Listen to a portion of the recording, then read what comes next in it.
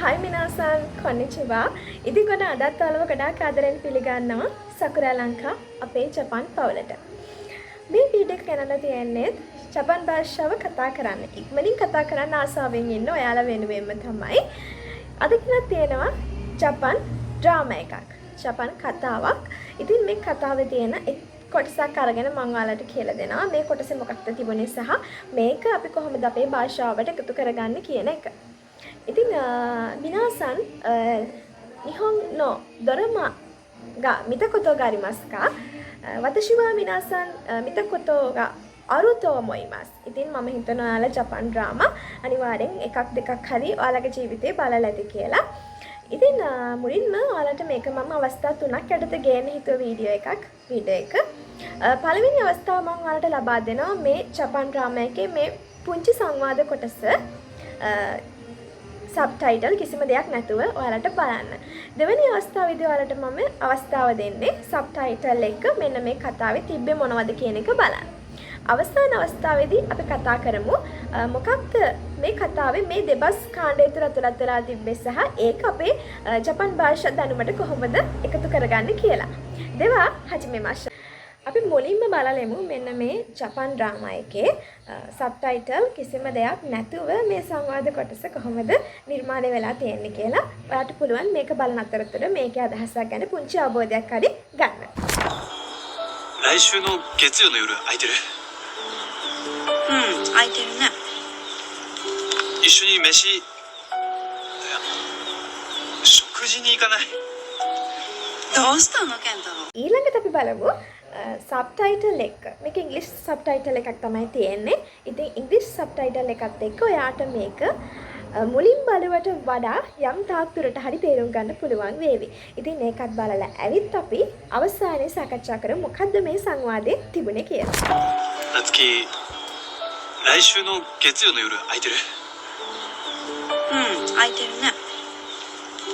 一緒に飯、いや、食事に行かない？どうしたの健太郎。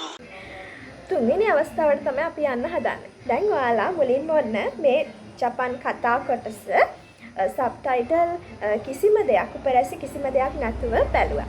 දෙවෙනි අවස්ථාවේදී ඔයාලට අවස්ථාව හම්බ වුණා සබ්ටයිටල් ඉංග්‍රීසි සබ්ටයිටල් එක මේ කතා කොටස බලන්න.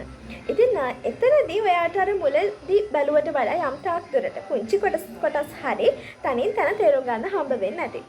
ඇත්තටම ඔයාලා ඉංග්‍රීසි භාෂාව ඉගෙන ගන්නවනේ. එතකොට ඉංග්‍රීසි භාෂාව ඉගෙන ගන්න කෙනෙක් විදිහටත් ඔයාලට තේරෙනවා ඇති. අපි ප්‍රොනවුන්ස් කරනවට වඩා හාත්පසින් වෙනස් විදිහට තමයි ඉංග්‍රීසි ජාතිකය ප්‍රොනවුන්ස් කරන්නේ. ඉතින් අන්න ඒ වගේම තමයි ජපාන් ජාතිකයොත් අපි ප්‍රොනවුන්ස් කරනට වඩා ටිකක් වෙනස් විදිහට තමයි ප්‍රොනවුන්ස් කරන්නේ. ඉතින් ඒක ඔයාලට හුරු පුරුදු වෙන්න පුළුවන් ජපාන් ඩ්‍රාමා, ඇනිමේ, ෆිල්ම් වගේ දේවල් නිතර බලන්න හුරු වුණාට පස්සේ. ඉතින් අපි යමු අපේ මේ අද කතා කරපු සංවාද කොටසේ මොකක්ද ඇත්තටම තිබුණේ කියලා. ඉතින් මේ ඩ්‍රාමා එකේ චරිත දෙකක් ඔයාලා දකින්න ඇති. මේකේ පිරිමි චරිතය සහ ගැහැණු චරිතය. ඉතින් පිරිමි චරිතය කෙනා තමයි මුලින්ම සංවාදය ආරම්භ කරන්නේ. එයා කියනවා නත්සුකි රයිෂූ නෝ ගෙත්සුයොබි නෝ යොරු අයිතේරු කියලා කියනවා. මොකක්ද මේ වාක්‍යයේ තේරුම? නත්සුකි කියලා කියන්නේ මෙතන ඉන්න ගැහැණු ළමයා අයිතේ. ඊළඟ පාර්ට්නර් තමයි නත්සුකි කියලා කියන්නේ. ඉතින් එතනදී කියනවා රයිෂු කියන්නේ ලබන සතියේ කියන තේරුම. ගෙත්සුයොබි සඳුදා. යොරු කියන්නේ රාත්‍රියේ. අයිතේරු කියලා කියන්නේ මෙතන ඔයා ෆ්‍රීද කියලා තේරුම. ඔයාට වැඩක් නැද්ද කියන තේරුම තමයි අයිතේරු කියලා වෙලා තියෙන්නේ. එහෙනම් නත්සුකි රයිෂු නෝ ගෙත්සුයොබි නෝ යොරු අයිතේරු නත්සුකි ලබන සතියේ සඳුදා රාත්‍රියේ වැඩක් නැද්ද? ඔයා ෆ්‍රීද කියන එක තමයි මෙතන පළවෙනි චරිතේ. වෙච්ච පිරිමි චරිතේ ඉන්න කෙනා ඩ්‍රාමා එකේ ඊළඟට ඔන්න අපි යනවා මේ ඩ්‍රාමා එකේ ගැහැණු චරිතයට. නේද? ඔන්න නොකෝගේ පැත්තට අපි යනවා. ඔන්න නොකෝ මෙතනදී අපි හඳුන්වන නත්සුකි කියලා. ඉතින් නත්සුකි ඔන්න කියනවා අයිතේරුනේ කියලා කියනවා. උන් කියලා කියන්නේ ඔව් කියන තේරුම. ඔයාලා දන්නවා ජපන් භාෂාව තුළ අපිට ඔව් කියලා කියන්න හයි වගේම උන් කියන වචනේත් පාවිච්චි කරන්න පුළුවන්. ගොඩක් වෙලාවට කතා බහ කරනකොට හයි කියන වචනයට වඩා උන් කියන වචනේ භාවිතා කරන අවස්ථා වැඩි. ඊළඟට කියනවා අයිතේරු. අයිතේරු කියලා කියන්නේ මම ඕකේ මම ෆ්‍රී මට වැඩක් නෑ කියන එක. නේ කියලා කියන්නේ මෙතන මේ දෙන්න කතා කරන්නේ හිතවත්තු දෙන්නෙක්නේ. එතකොට අර හිතවත්කම චුට්ටක් වැඩි බව පෙන්වන්න තමයි අවසානයේ පාටිකල් එකක් නේ කියලා ඇවිල්ලා තියෙන්නේ.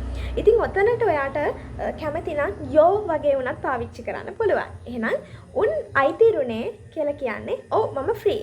එහෙනම් මට වැඩක් නෑ කියන එක. ඊළඟට ඔන්න සංවාදේ මාරු වෙනවා අපහු ඔතකො නොකෝගේ පැත්තට. පිරිමි කෙනාගේ පැත්තට.